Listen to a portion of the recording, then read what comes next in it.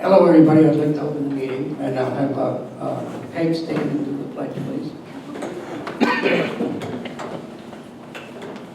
I pledge allegiance to the flag of the United States of America and to the republic for which it stands, one nation, under God, indivisible, with liberty and justice for all. The reason we're having this meeting is we're getting an amount of money, $361,003 from the state of New Hampshire, and it's for anticipated revenue. And what we do is we have some, if you look at page 1, it gives you a synopsis of what's going on in the projects that we want to accomplish. And if you go to page 2 on that packet, this is the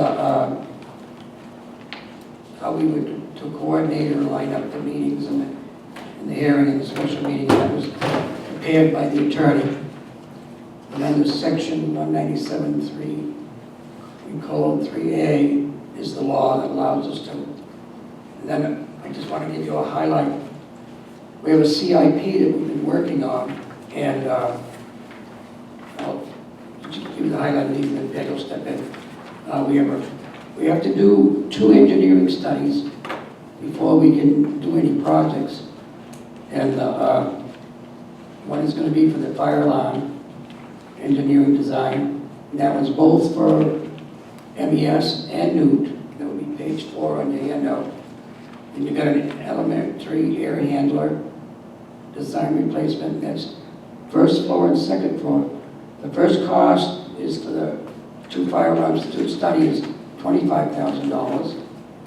And the second one is $30,000. And going down to the next one is the first floor elementary air handler. And the estimated cost on that is $161,026. Then on the second floor at the MES, it's $27,746. Okay.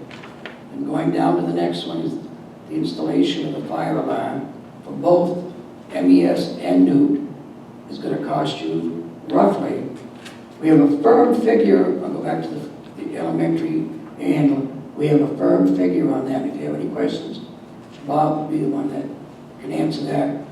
But the one for the fire alarm is only an estimate, and they're estimating to do both buildings about $400,000.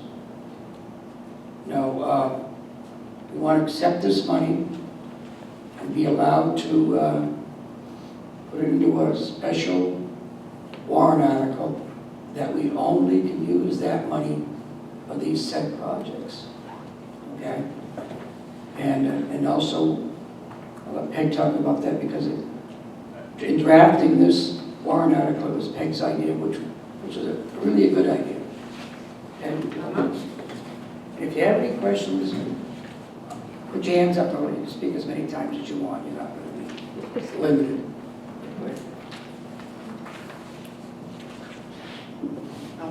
He's not really tall, so that I don't have to stand on a step ladder back here. I do have to say, he did mention that, I started the ball rolling on this because we heard we got the money and then it was anticipated and we couldn't spend it, and I really freaked going, we need the money. So I started with the New Hampshire School Board Association, and Milton is not the only town going through with this, but not many towns are following through. It's a lot of work. So they're just kind of giving a hands up. Anyway, as far as the air handler at MES, if anybody wants to go up and listen to a clang and bang after the meeting, you're more than welcome. I'm sure Bob will open the door for us. Anyway, the air handler from Harriman, the system has continued to operate for 30 years. The life expectancy for an air handler is 20 to 25 years. Right now, they have to turn it on and turn it off, open the windows if it gets too hot in your room, but winter is coming. So anyway, so the air handler is very important. The air quality is not that great without the air handler. If it continues, or if it breaks, we have a violation of the ventilation code, so it is a critical project. Whoop. So are there any questions on the air handler? That we've moved up to priority number 1. Okay, moving on. On page 8, Earl, Doug, and Bob and Nate met with Chief Marique and Assistant Chief Peugeot to find out what the story is with the fire alarm systems at both schools.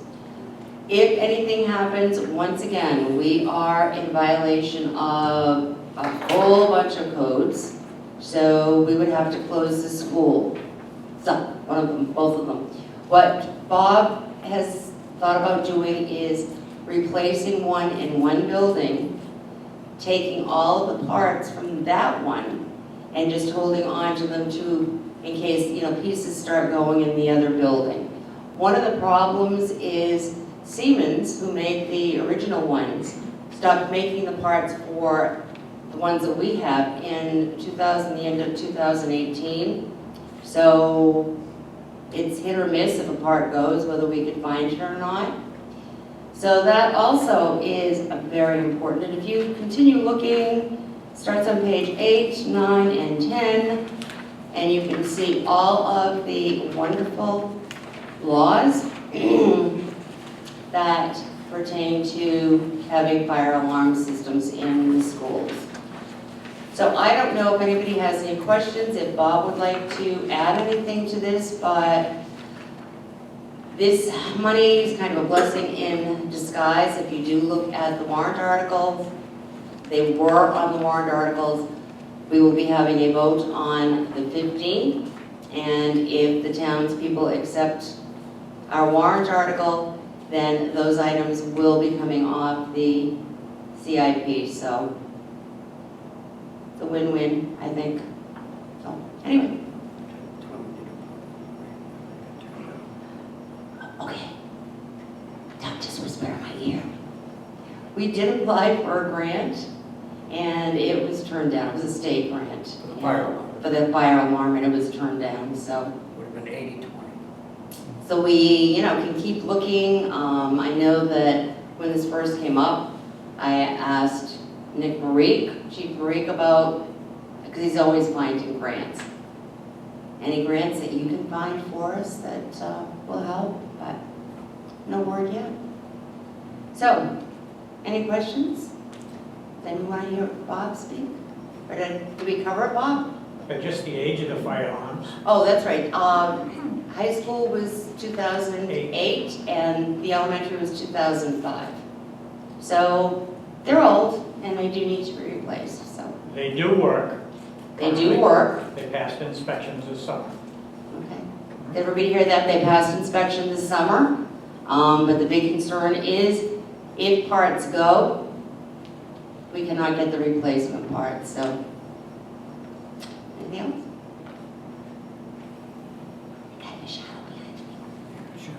Okay. Thank you.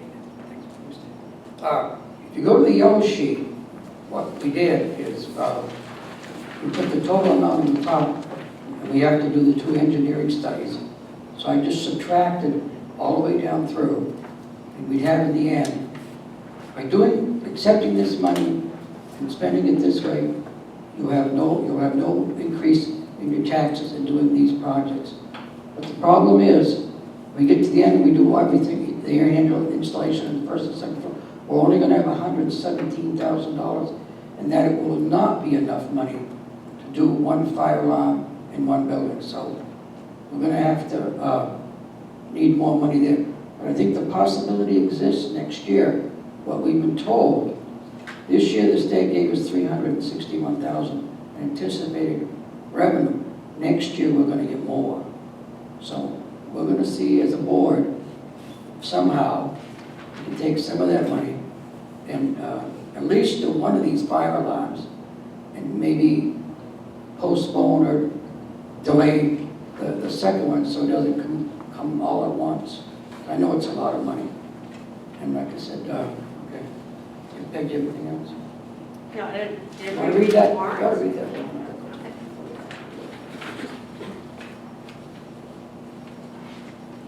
Our attorney wrote up the special meeting warrant article and passed it through the DRA, and everybody gave us the okay. So the article is to see if the school district will vote to raise and appropriate the sum of $361,003 for the design and construction of improvements and the renovation and replacement of the air handling system at the Milton Elementary School and the fire alarm and emergency management systems at Newton Middle High School and Library and the Milton Elementary School. Such sum to come from increases in the district's adequate education grant, RSA 198:41, received from the state of New Hampshire in the current fiscal year with no money to be raised from additional taxation. This will be a non-lapsing special warrant article per RSA 32:7, and will not lapse until the improvements are completed or by June 30th, 2024, whichever is sooner. Bob had given us a timeline, and if this is approved at the 15th meeting, or the November 15th meeting, then Bob is ready to go, at least to start with the air handler design, and just how long that's going to take, and then going out for bid and everything. It would not be completed by the end of our fiscal year. So that's one of the reasons why we asked this to be a non-lapsing amount of money, so that we can use it for the project and see it to its completion. So anyway, so this is what people will be voting on the 15th. And as I said, our attorney and the DRA approved it, and we're ready to go. So yes. Is it okay to ask a question? Yes. So I hear that you're saying that it's already been approved and everything, but why is it that it needs to say raise and appropriate when the money is already exists? I think that's where we come into problems, is this right there in the beginning, it says you're voting to raise money, and if you read all the way through, it says there will be no increased taxation. But you have to get there first, and I think people see, we'll vote to raise X amount of money, and they check no. You can't spend any money unless you put that statement in the beginning of any warrant article to spend money. Yeah. That's the law. And there's no way to make it clearer from the start that it's not an increased tax.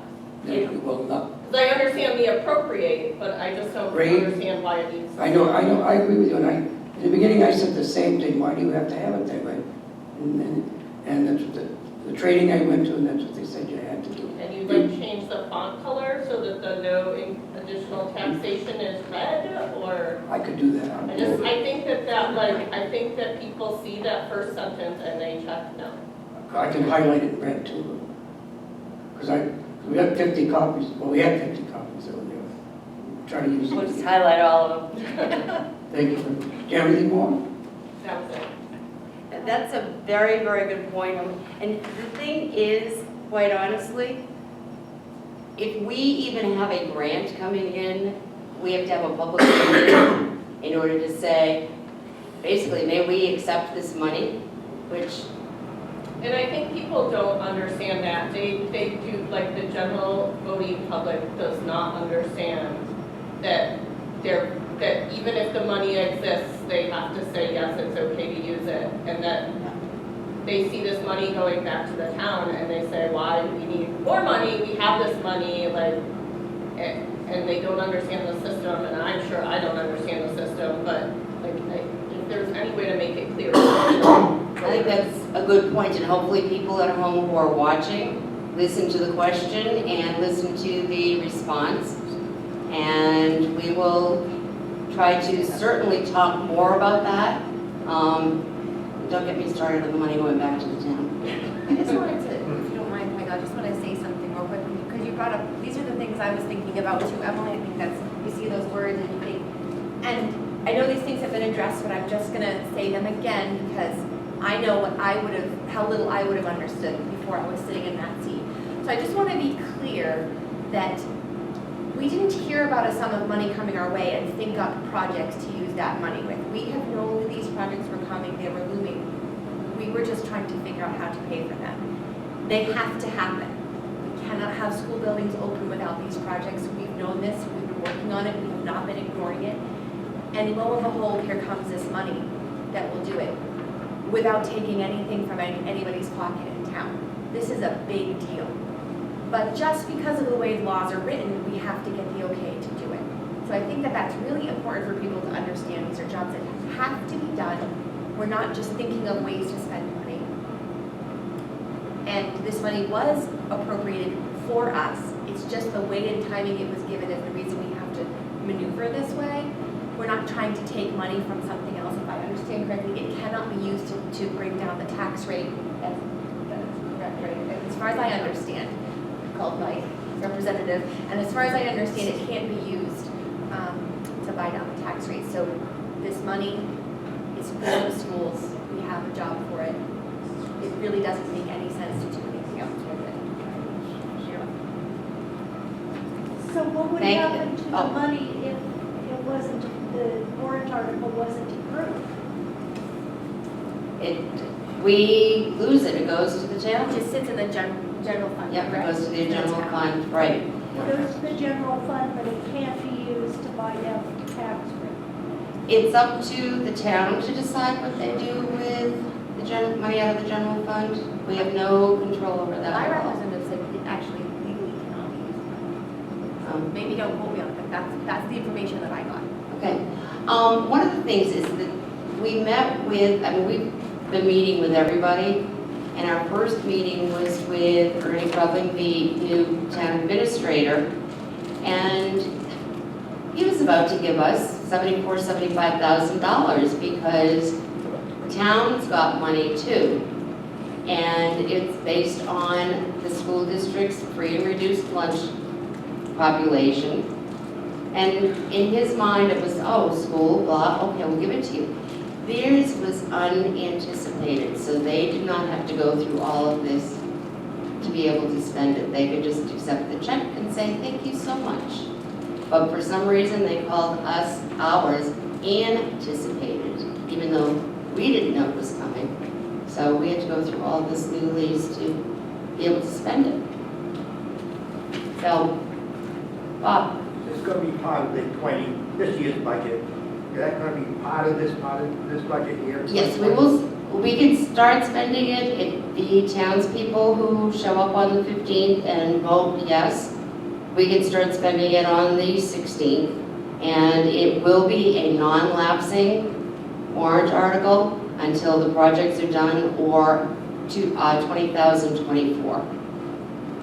So that will not go back to the town, but it'll be used for these two projects. Does that make sense? Did you see them? Yeah, I think there'll be another question, but I just can't think of it yet. Okay. Well, the drawdown of the money would be just like it's on the yellow sheet. Okay, it wouldn't go any other way. Because it's in a non-lapse. That's the only thing we'll be able to spend that money on. We can't take it to spend it on a plow truck because no means no. We would like to, but we can't legally, because you are the bosses. You as the voters. So we can't legally do that.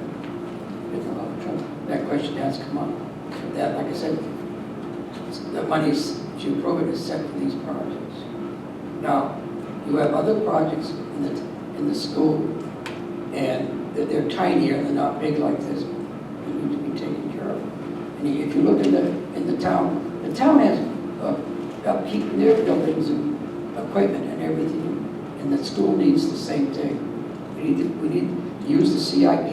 We need to use it to get I'm change the subject, to do a rotation for the plow and the one-ton pickup. Just like the highway department, the police department, and the fire department does their equipment. So that's not in there now, but that's will go on the CIP eventually. Which if you do it that way, it lowers your tax rate, keeps your tax rate level by doing that, because down the road, if you don't put that money aside in a special capital reserves, you know, all of a sudden you don't see a $50,000 expense for a truck. It goes up, your tax rate goes up $50,000 in the school. It's going to be kept level because you set, what do you want, $10,000 aside. And that's why we also set money aside in the capital reserve fund for special ed. Say we get a student and he has high needs, it really drains down our budget, we can go to that fund and take care of it. We're going to take care of them anyway by law, we have to. That money is there to us to lessen the burdens. Thank you.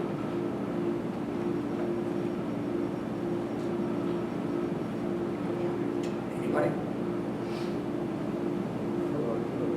Go ahead. Yeah, tell them who you are. We all know. Yeah, name is Bob Carrier. I think we're very fortunate that the state is now giving us extra money, and this is a perfect time for it because the air handlers definitely need it. The needs aren't gonna go away, but we gotta get started now. And as for the alarm, we can do some of it, but this is a good start, and hopefully the people will do this because this will not affect your taxes. This is nice, easy money, anticipated money. And well, whatever it does, and then whatever we owe after that, we'll be fortunate. You know, if we refuse this money, we'll pay for it in the end. Yep, thank you, Bob.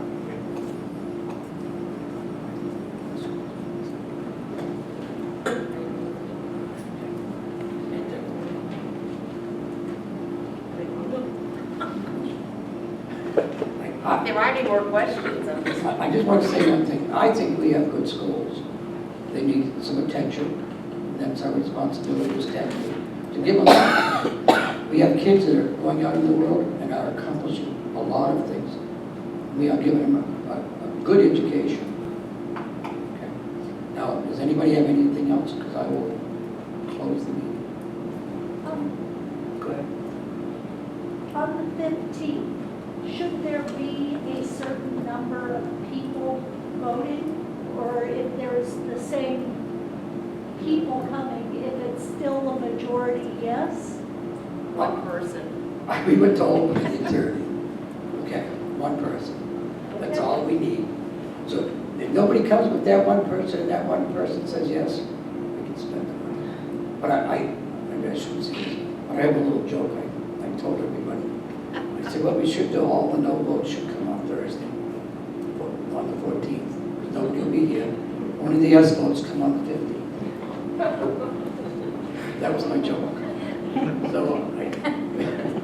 So I need anybody else before we close? Thank you, all of you, for coming. Invite them to the elementary, anybody can Oh. go. Does anybody want to take a walk and hear that air handler over at MES? Or do you believe the clang, clang, bang, bang, clang, clang, bang, You are bang? invited. Do I have a motion to adjourn? I'll make a motion to adjourn this public hearing. Becker, Emily, Ian? Okay, all those in favor? You can, just. Aye. Thank you for all coming. Thank you all And very listening much. to me.